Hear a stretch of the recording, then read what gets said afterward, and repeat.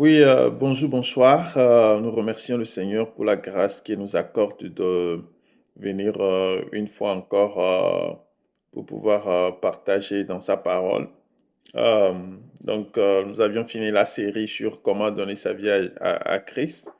Et donc, le Seigneur nous a donné encore une autre parole pour pouvoir partager aujourd'hui, cette semaine. Et donc, nous allons la partager après avoir observé un certain nombre de semaines de pause.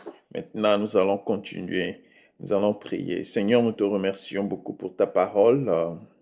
Seigneur, je ne suis rien. Je ne suis qu'un canal. Euh, je prie que tu m'utilises pour parler à ton peuple au nom de Jésus. Ce que tu veux faire dans la vie de quelqu'un à travers ce message, Seigneur, accomplis-le au nom de Jésus-Christ. Seigneur, apporte le salut à quelqu'un aujourd'hui au nom de Jésus. Merci beaucoup pour ta parole, que ton nom soit loué. Au nom puissant de Jésus, nous avons prié reçu. Amen. Donc, aujourd'hui, je veux nous parler d'un thème qui est important.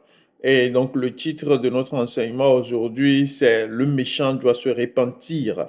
Le méchant doit se repentir. Vous voyez, aujourd'hui, beaucoup de gens vivent leur vie comme si Dieu n'existait pas. Vous voyez, beaucoup de gens vivent leur vie comme si Dieu, il n'y a pas un Dieu qui va un jour juger l'humanité ou bien qui va demander des comptes par rapport aux choses que nous faisons ici-bas. Vous voyez, il y a beaucoup de gens aujourd'hui, ils ont décidé de vivre comme des méchants. Qu'est-ce que cela voudra dire? Nous allons lire dans Psaume chapitre 10. On va lire ça à partir du verset 1, Psaume chapitre 10, à partir du verset 1, verset 2 plutôt.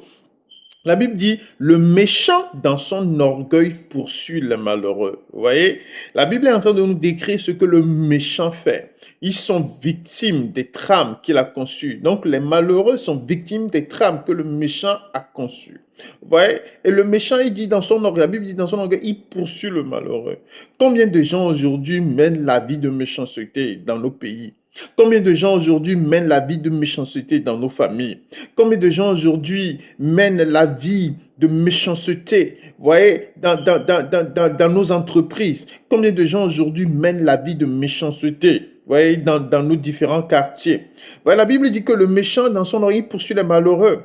Et il fait quoi? Et ils sont victimes des trames qu'il a conçues. La Bible dit que quand le méchant se glorifie de sa convoitise, et le ravisseur outrage. Vous voyez, le ravisseur outrage. Beaucoup de gens aujourd'hui, à cause de leur position, que ce soit dans la société, que ce soit dans l'entreprise, que ce soit dans l'armée, que ce soit dans l'administration, que ce soit dans nos familles, beaucoup de gens aujourd'hui utilisent leur position pour pouvoir voler les autres. Ils utilisent leur position pour pouvoir faire quoi? Pour pouvoir ravir de la main des autres ce qui appartient aux autres. Ce qui appartient aux autres. Vous voyez? Et c'est ce qu'ils font. Et ils le font parce que quoi? Ils se disent que Dieu ne voit pas, que Dieu n'existe pas. Vous voyez?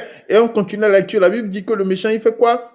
Le méchant, il fait quoi? Et le ravisseur outrage. Il méprise l'éternel. Le ravisseur méprise l'éternel. Ça, c'est le verset 3. Il méprise l'éternel. Vous voyez, beaucoup de gens aujourd'hui, ils posent leurs actes et ils oublient Dieu. Ils méprisent Dieu. Même disent que Dieu n'existe pas. On va voir ça dans la lecture.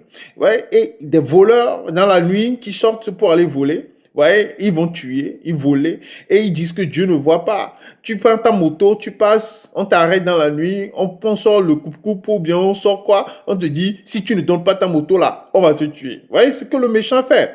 Et ça, c'est ce que les voleurs dans la rue, ils font. Mais qu'en est-il des voleurs qui sont dans l'administration? Vous voyez, ils sont là, avant que tu n'obtiennes le service que tu dois obtenir de façon légale, ces gens-là, ils vont te demander de l'argent avant que tu n'obtiennes ce service-là. Pourquoi? Parce que tu es un malheureux, entre guillemets, qui a besoin de ce service-là, et donc ils vont vouloir t'exploiter. Ouais, et dans l'armée, dans l'administration, aujourd'hui, les gens, ils sont là à cause de leur position. Ils ravissent des terrains de la main des gens. Vous voyez? Et ils volent les terrains de la main des gens. Des gens ont souffert pour payer leur terrain. Vous volez ces terrains de leur à cause de votre position. Et la Bible dit quoi? Que le méchant, il méprise les terrains. Ils disent que ces gens-là, ils pensent que Dieu ne voit pas. Ils méprisent Dieu. Ouais. Et la Bible dit le méchant avec arrogance. Dieu ne punit pas. Il n'y a point de Dieu. Voilà, c'est ce qu'ils font. Ils disent, il n'y a point de Dieu. Donc, ils se permettent de faire du n'importe quoi. Ouais, la Bible dit, voilà toutes ses pensées.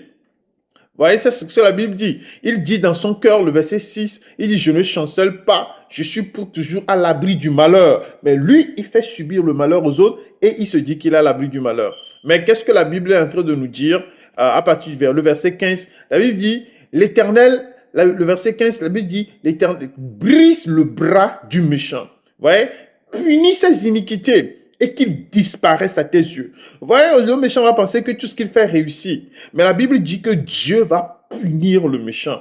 La Bible dit que Dieu va le faire disparaître devant ses yeux. Si tu es un méchant, si tu es quelqu'un qui commet des actes de méchanceté, le vol, tu ravis des choses des gens, c'est toi qui détruis la vie des filles, tu détruis la vie des hommes n'importe comment, tu vis une vie de méchanceté. Dieu aujourd'hui te dit qu'un jour va venir, il va te détruire. Mais écoute bien ce que la Bible est en train de dire. En réalité, Dieu ne veut pas que le méchant meure. On va lire dans Ézéchiel chapitre 33, on va lire le verset 11. Qu'est-ce que la Bible dit?